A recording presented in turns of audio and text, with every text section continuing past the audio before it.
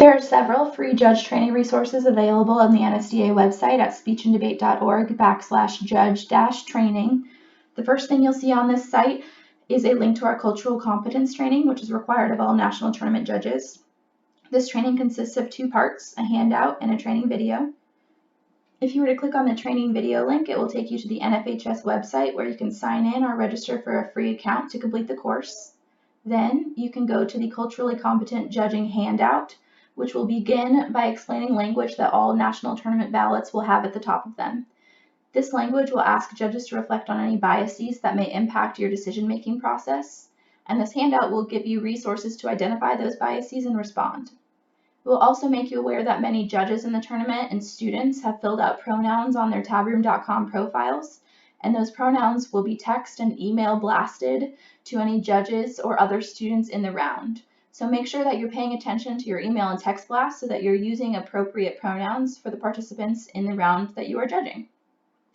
Here's an example of what it looks like to receive an email blast that includes pronouns. It will tell you that you are judging in this round at this time and that Judge Burt prefers she, her pronouns.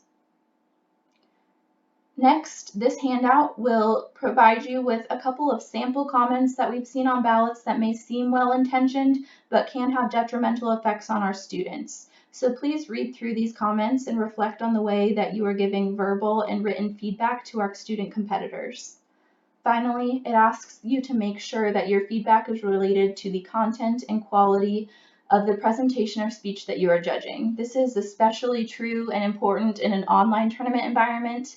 I know it can be hard not to unconsciously take the quality of recording equipment into account when you're judging a recorded speech performance, or to ignore the background behind debaters who maybe weren't able to find a private space in which to compete.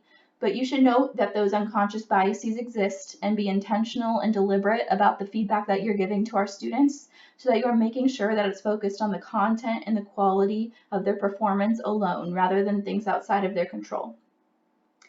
Lastly, back on this judge training page, you'll find several other judge training resources specific to judging the events that you are entered in the national tournament pool to judge, so I encourage you to give those a look as well.